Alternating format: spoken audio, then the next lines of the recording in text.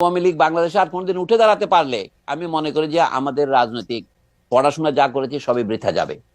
Sir মুসলিম লীগ যেমন বিলুপ্ত হয়ে গেছে, আওয়ামী লীগও বিলুপ্তির পথে, এটা আমি দৃঢ়ভাবে বিশ্বাস করি। শেখ হাসিনার প্রধান সমস্যা হচ্ছে তিনি লেখাপড়া জানতেন না, আমি দুঃখের সাথে বলছি। শেখ হাসিনার বিরুদ্ধে যে সমস্ত অভিযোগ আছে তার মধ্যে একটা হচ্ছে তিনি ছিলেন ভয়ানক প্রতিশোধ পরায়ণ।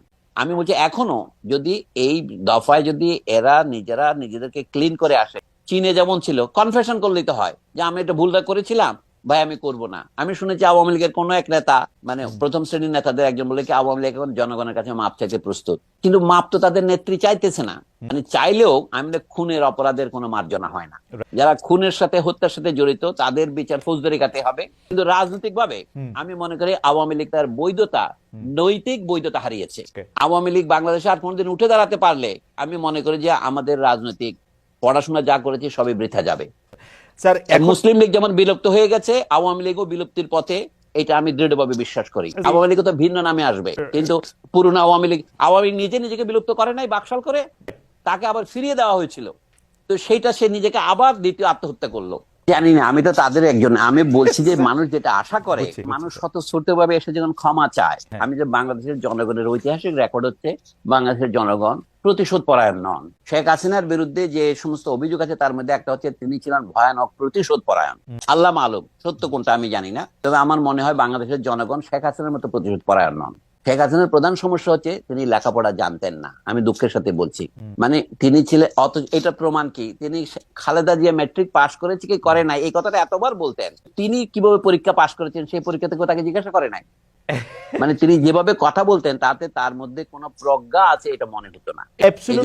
এটা অ্যাবসলিউটলি রাইট স্যার, কিন্তু তার আশেপাশে যারা ছিলেন বড় বড় সার্টিফিকেটধারী, কারো পিএইচডিও আছে, দুটো একটা দেড়টা, তারাও তো স্যার একই মানে তাকেই মনে করতেন, মানে মানে তাহলে ওইটা কেমনে হলো? তারা তো স্যার একটু পড়ালেখা জানতেন, শিক্ষক, সাংবাদিক, বুদ্ধিজীবী, এরা কি এখন আমার তাদের কথা বাদ দে, আমার যে বন্ধুরা বলছেন বাংলাদেশে আমরা কি প্রজা, আমাকে প্রজাতন্ত্র বলা হয় কেন? প্রজা তো কথাটা হচ্ছে ইংরেজি পাবলিক কথাটার অনুবাদ, রিপাবলিক মানে হচ্ছে থিং অফ দি পাবলিক।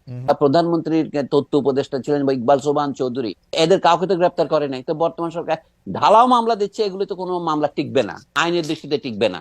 বরঞ্চ এইটা আমি মনে করি এই যে জনগণের বিপুল আত্মত্যাগের মাধ্যমে, ছাত্রছাত্রীদের বিপুল রক্তপাতের মাধ্যমে যে সরকার এসছে, তা আমরা একটা স্বৈরতন্ত্রের কবল থেকে মুক্তি পেয়ে আনতে কিছুটা নিঃশ্বাস ফেলতে পারছি। সেটার বিরুদ্ধে ষড়যন্ত্র এটা, এই মিথ্যা মামলা দেওয়া।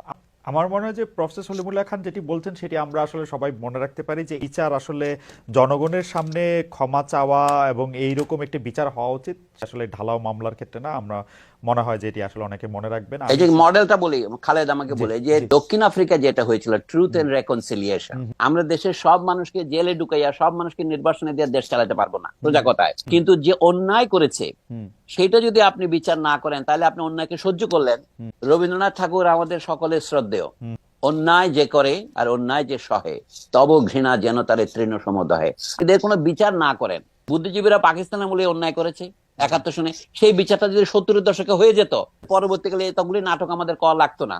পরবর্তীকালে আমরা অনেক কোলাবোরেটরের বিচারের দাবি তুলেছিলেন 20 বছর পরে বেগম জাহানারা ইমাম, তার বিরুদ্ধে রাষ্ট্রদ্রোহের মামলা দেওয়া হয়েছিল, কিন্তু তার দাবিটা তখনই গ্রাহ্য হলে সে পরবর্তীকালে অনেকগুলি নাটক হতো না, হেফাজতের নাটক, শাহবাগের নাটক। এখন যে শাহবাগী বলতেছে, মূল কথা হচ্ছে একটা ঘা যখন পুরনো হয়ে যায় তখন তা পচতে থাকে, পচা শামুকে কাটা পায়ের মতো।